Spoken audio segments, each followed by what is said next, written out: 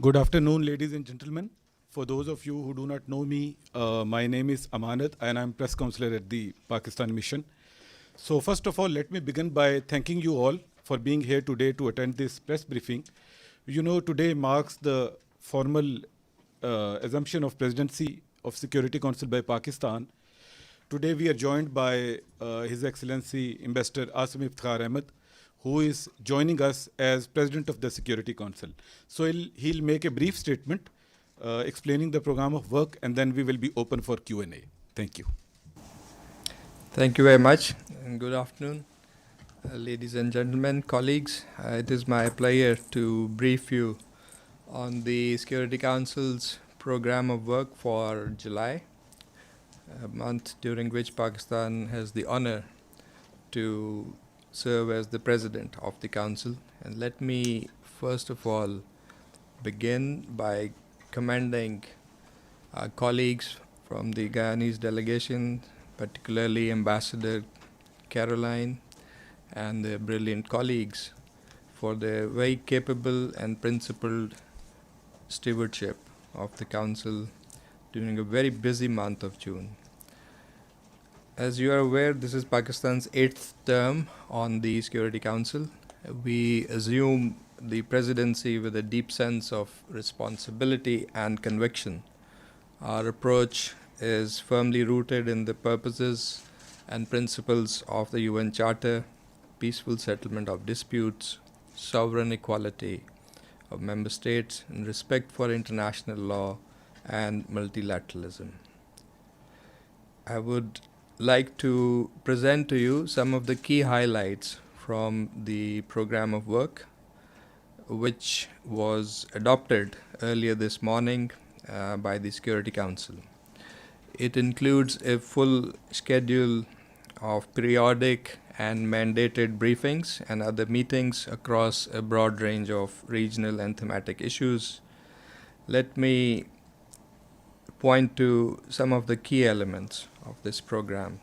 First, signature events. Pakistan will convene 2 signature events during its presidency. First, high-level open debate on promoting international peace and security through multilateralism and peaceful settlement of disputes. It will be scheduled on 22nd July. It will be chaired by the Deputy Prime Minister and Foreign Minister of Pakistan, Senator Muhammad Ishaq Dar. And the Secretary General is expected to brief the Council. The debate stems from the fact that today's crises often emerge from unresolved disputes, erosion of international obligations, and often underutilization of peaceful means enshrined in the Charter, including those in Chapter 6 of the Charter.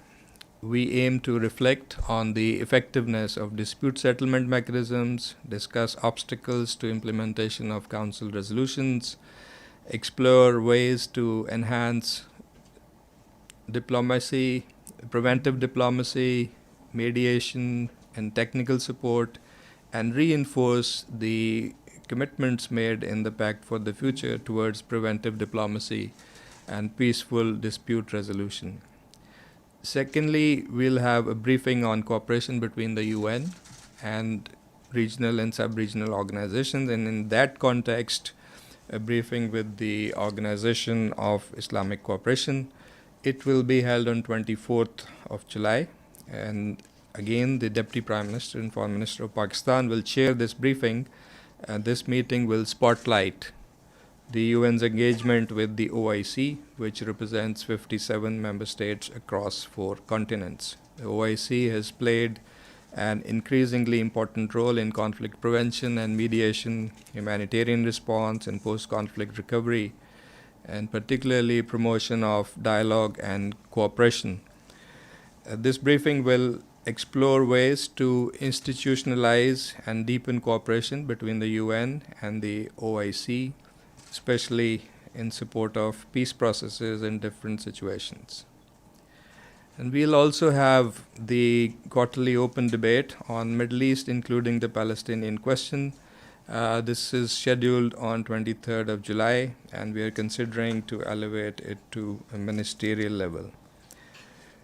This meeting will reaffirm Council's responsibility to protect civilians, uphold international humanitarian law, and push for an immediate ceasefire, as well as a just and lasting solution based on UN resolutions regarding the Palestinian question.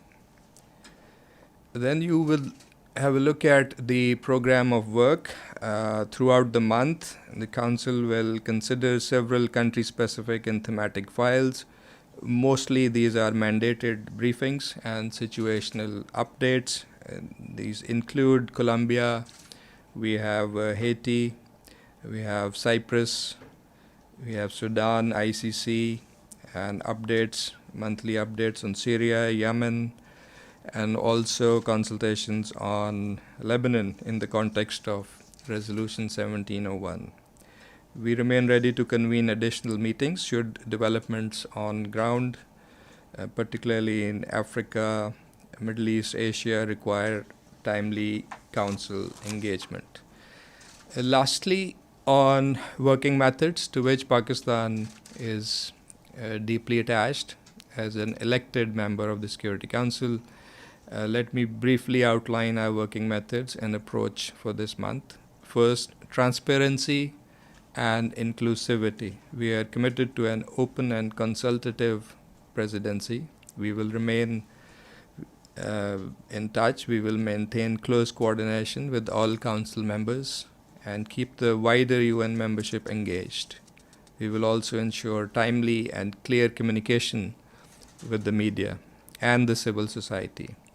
Secondly, member state engagement. We are organizing wrap-in and wrap-up sessions at the beginning, at the end, and the end of the month, and we will also hold regular briefings and informal consultations as needed. Thirdly, responsiveness to crises. We will monitor global situations closely, especially in conflict zones such as the Middle East, Africa, where we have Sudan, DRC, and other situations of which Council must remain seized and must remain nimble and credible. And lastly, support to subsidiary bodies. We have kept Fridays largely open for meetings of the subsidiary bodies. You know that there was a considerable delay in the agreement on the chairs of subsidiary bodies. Now it has been decided, so it's time to, catch up on the gaps that are there in the working of these important bodies. Pakistan also serve as chair and co-chair of subsidiary bodies, including 1988 Taliban Sanctions Committee and also the informal working groups on sanctions and documentation.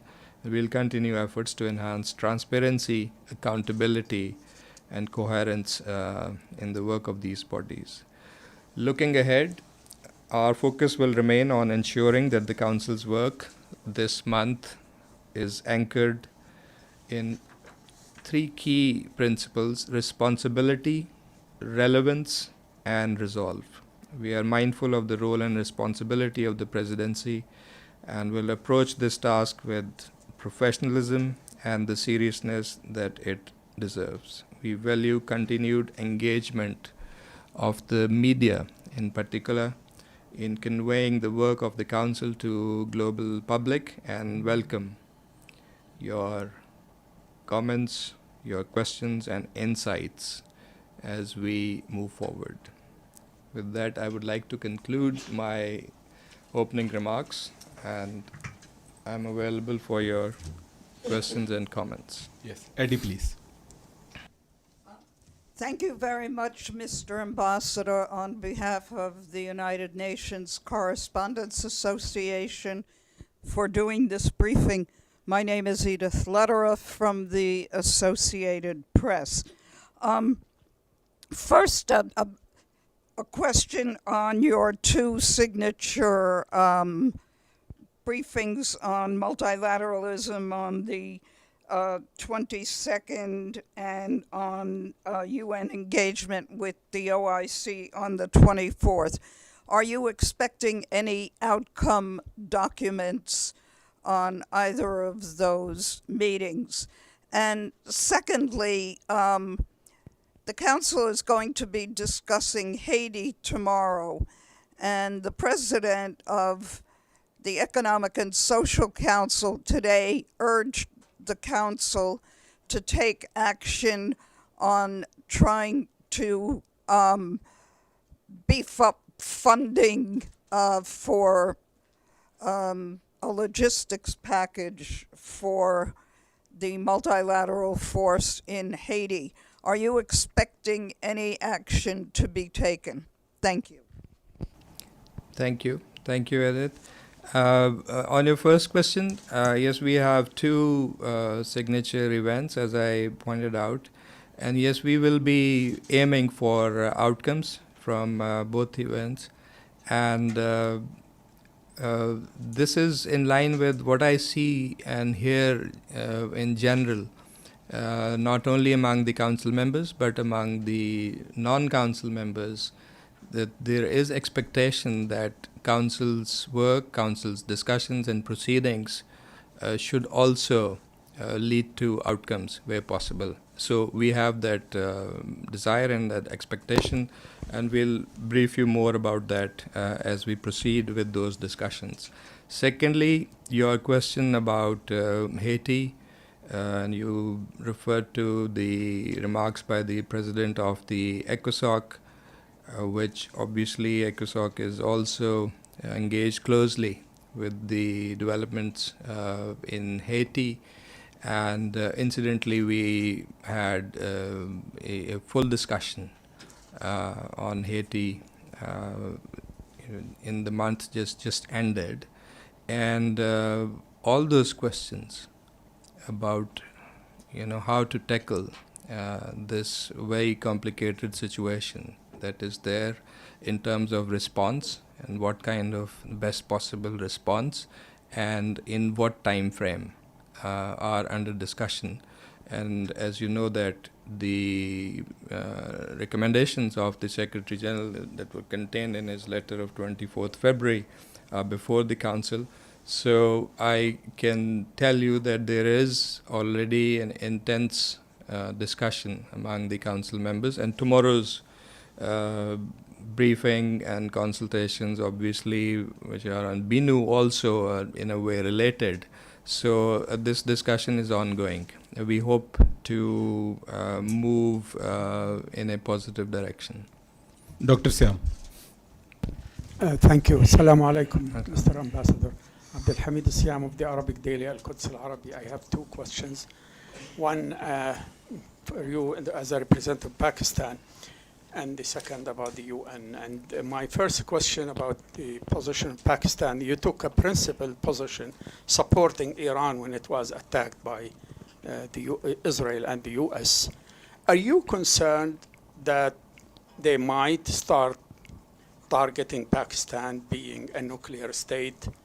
Because some countries don't want to see a powerful a Muslim country to have nuclear capabilities. So are you concerned about that? And my second question about the report of the children in armed conflict. We have noticed that Catherine Russell did not attend the meetings when they talk about Palestinian children. Virginia Gamba gave a very unfair report to the Palestinians, talking about only 1,296, 69 children killed. And when the Algerian ambassador criticized her, she walked out in a very unexpected move. Other senior UN officials did not live up to their mandate. Pramila Patten is one of them, and others. So what is your take as the president of the Security Council when you see these kind of act of senior UN officials? Thank you. Thank you. On your first question, I believe I have to leave aside my role as the president of the council and try to respond to your comment in my capacity as the representative of Pakistan. You've rightly noted that we have, expressed our support. Not only our support, we have clarified and, stated our position on that conflict very clearly in the council, outside the council, and our position is principled and is based on international law and respect for the UN Charter. And regarding your other question, which I believe is totally hypothetical, I don't think there is any relation to this with Pakistan and our strategic capability, which is well known and is not at all related to the situation in Iran. Secondly, your question about the debate and I would say historical context about the work on children and armed conflict. First of all, this is a very important mandate, and we believe that, and as a council member, we believe that in considering such important mandates, to which not only the Security Council, but the wider membership and the international community, including the media, have great interest in following. We believe that the best way to really promote these mandates and to make them more effective is to apply those conditions and criteria uniformly, universally, and without selectivity. That is very important.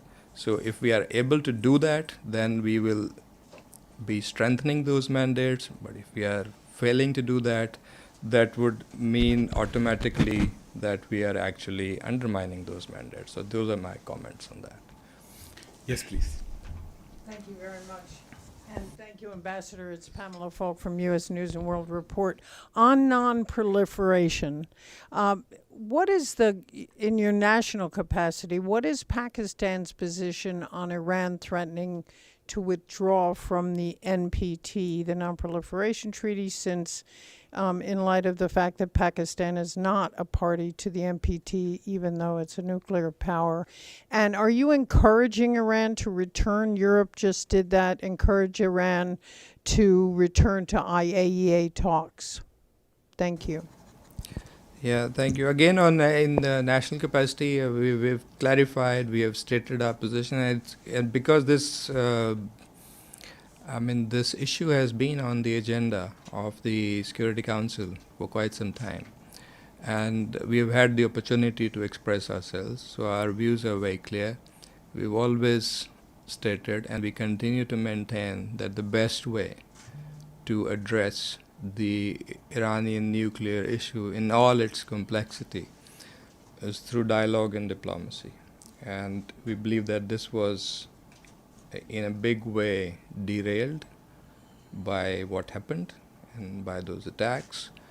But still, like many other members in the council and outside the council, we believe that there is space, there is this window of opportunity to have that dialogue and to finally and conclusively settle this issue in accordance with the international legitimacy, in accordance with the respective rights and obligations of all parties concerned. So that remains our very firm view, and we hope that there can be movement in that direction. And on the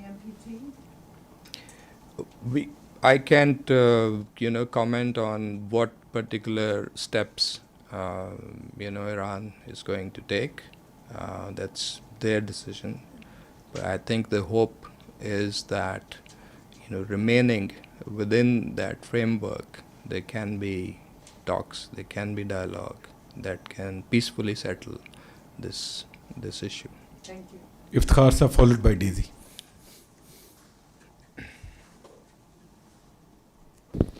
Thank you, Amanat, and thank you, Ambassador.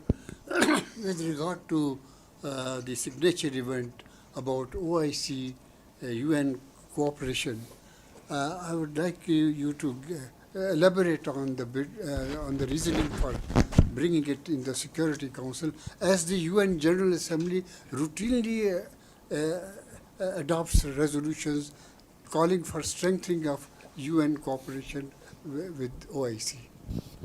Yes, thank you very much.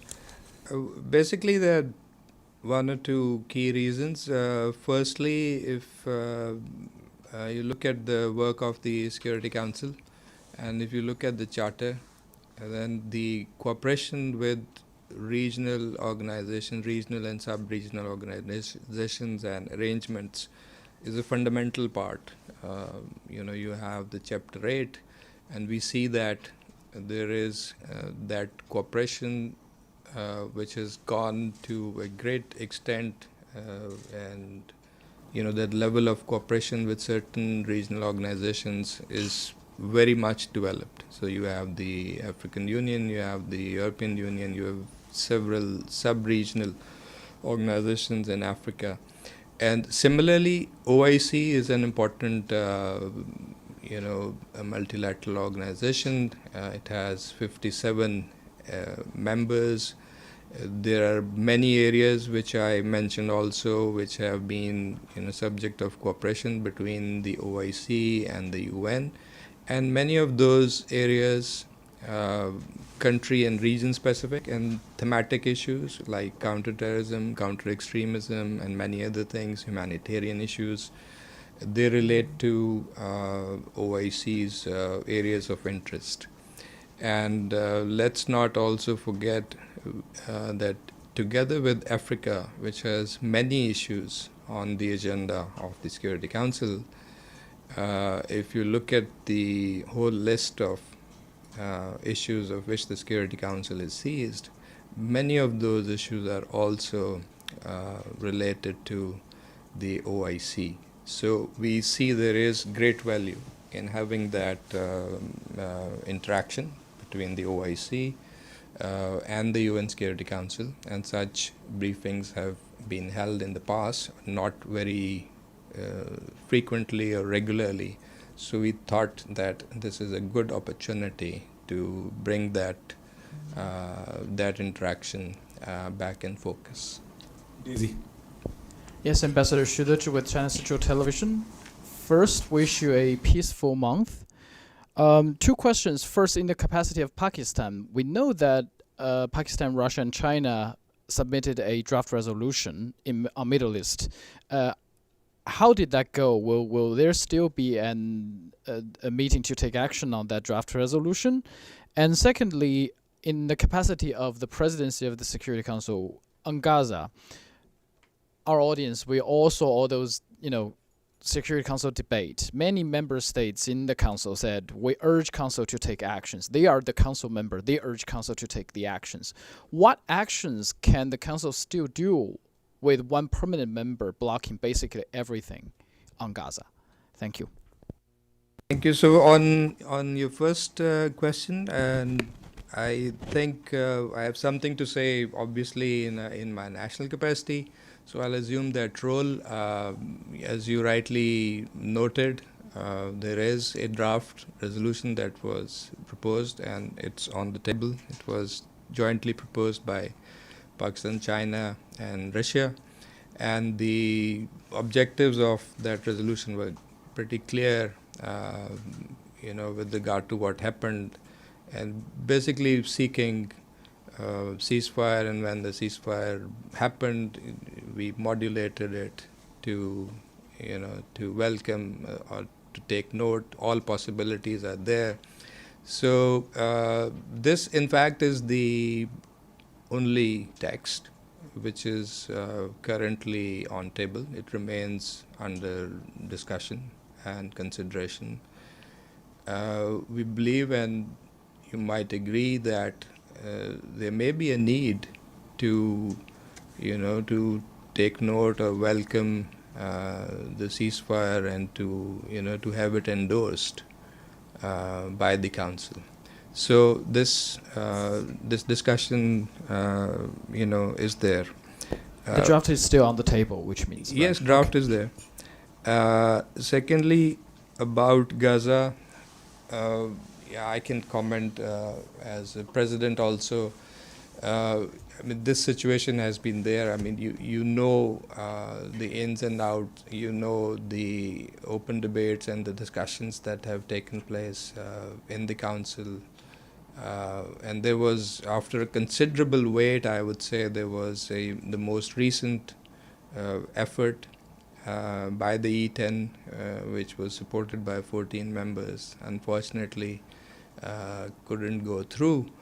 But that is what I believe the council members are saying, that this is our responsibility. We are making our efforts. We will continue to do that, and we hope that we can overcome the obstacles, and we can eventually propose something from the council as an outcome that can contribute to a ceasefire and peace and stability. And not only that, if you follow the discussions closely, the majority of the members in the council and outside the council in the General Assembly, they're talking of further steps. They're talking of a political horizon about the future of Palestine. And in that context, obviously there's other discussion that is ongoing, and there was this international conference on two-state solution that needs to be resumed. So all those discussions, all those aspects of the Palestinian question, particularly the humanitarian crisis in Gaza, they remain under close watch in the Security Council. Yes, yes, please. Thank you very much. Excuse me. Evelyn Leopold, the Dag Hammarskjöld Fund for Journalists. Thank you for the briefing. And I wish you the best this month, a quiet month, which is probably not the case. I didn't hear you mention Ukraine. And do you plan to have any meeting on that? Because there's the Russian bashing of innocent civilians has increased. And You have another question? what? You have another question? Oh, I Yeah. have another one, yes. Are you going to have any meeting on Afghanistan? Because in your national capacity, you have a great many Afghans who don't want to leave your lovely country and go home. That's it, thank you. Thank you. Thank you very much for your kind words. And on Afghanistan, you would have followed. We just had a debate and the briefing on Afghanistan in last month. So, but if there is a need, and I think this is the general practice, you know very well how the council works.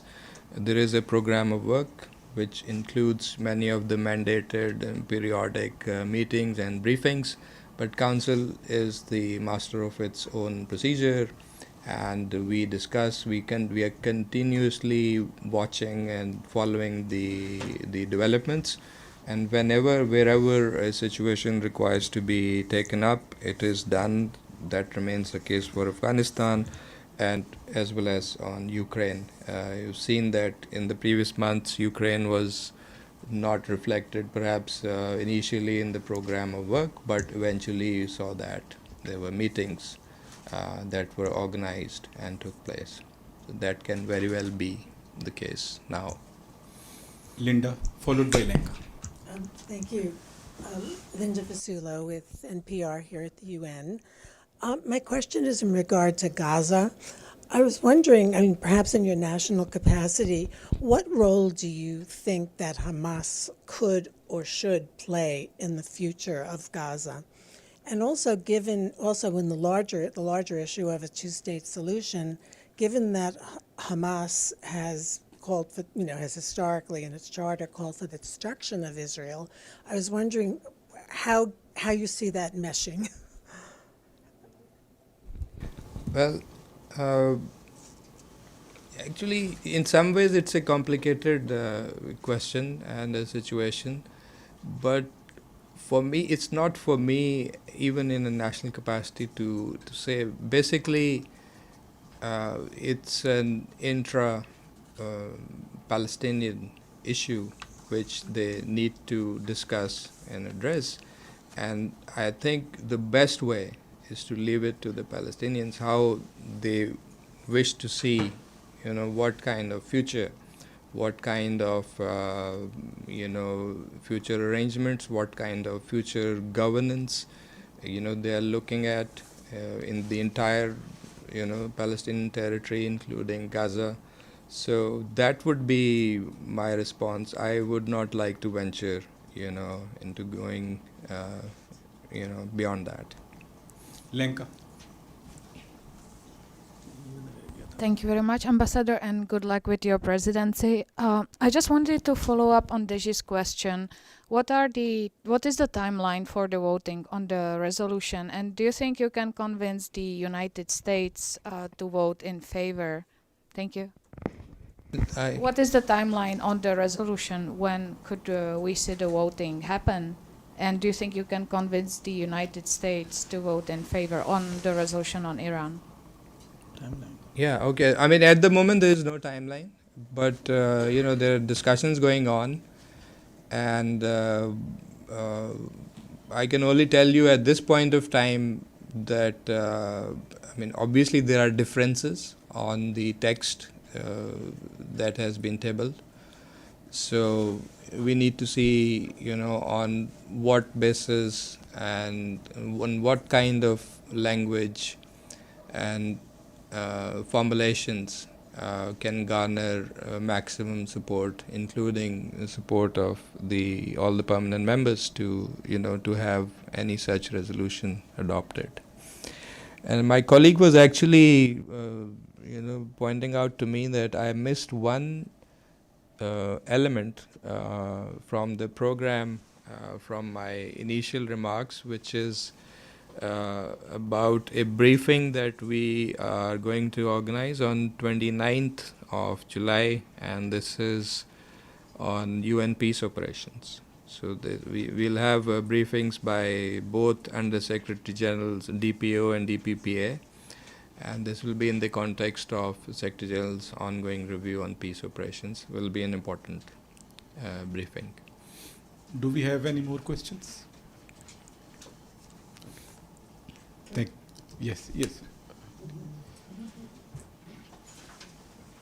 Thank you for giving me the chance again to ask. I want to ask about Kashmir.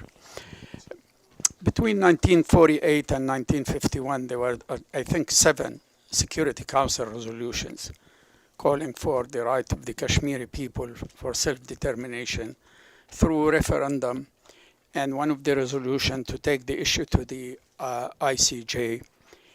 And then the issue has disappeared for a long time. It came back in a report by the Human Rights Council, I think 2016, 2017, was updated by Michelle Bachelet in 2018. Then again went into abstention. So in your capacity as President of the Council, can you think of a way that this issue could be discussed in the Security Council? Thank you. Thank you. As I noted that, all those issues that remain on the agenda of the Security Council can be discussed at any point of time. And we saw that recently happening in May also. So the India-Pakistan question is on the agenda of the Council. It is a historical fact. It's an historic agenda which remains there, on which a lot of discussion has taken place, in fact led to many of the Security Council resolutions that you are mentioning. Basically the crux of those resolutions is the Security Council determining that this is a dispute, this is a disputed territory.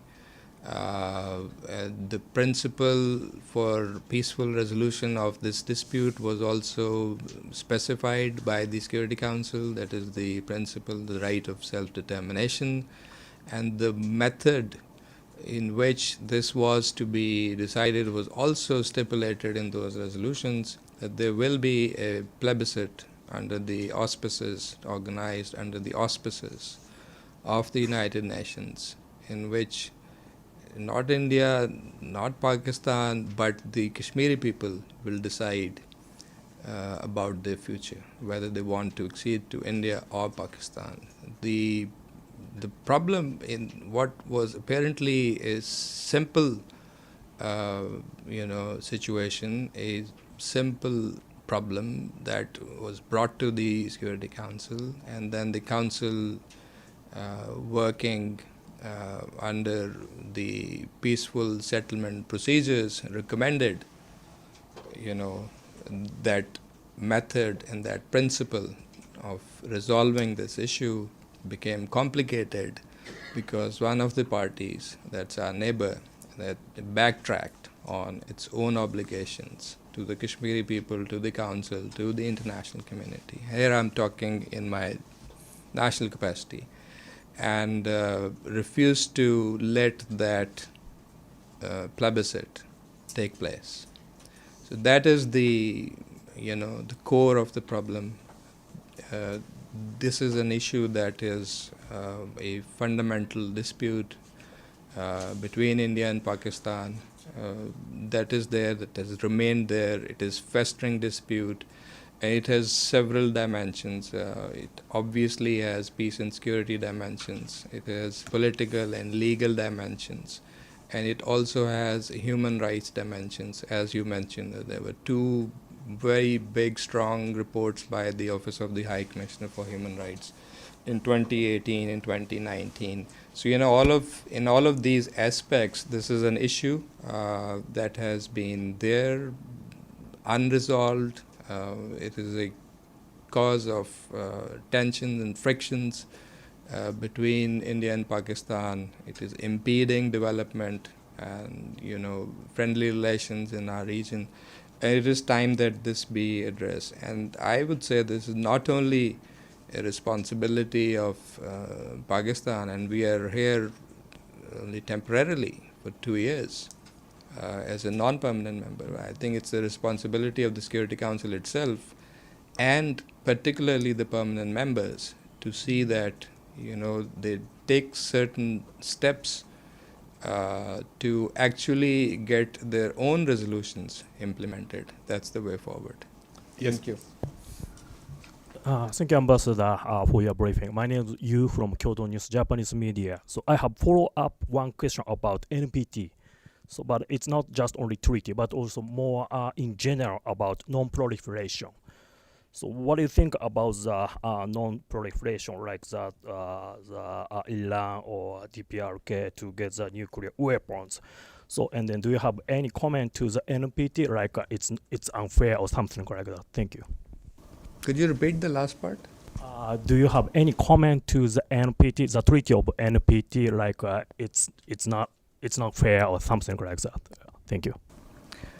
Well, if you're talking of Iran, obviously, and this is a part of the discussion, and this is one of the major points, that it's a party to NPT, and under NPT it has certain rights.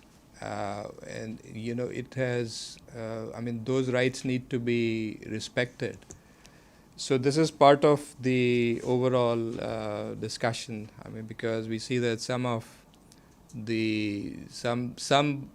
aspects of that discussion, you can see that they're actually deviating from Iran's own rights, being a party to NPT.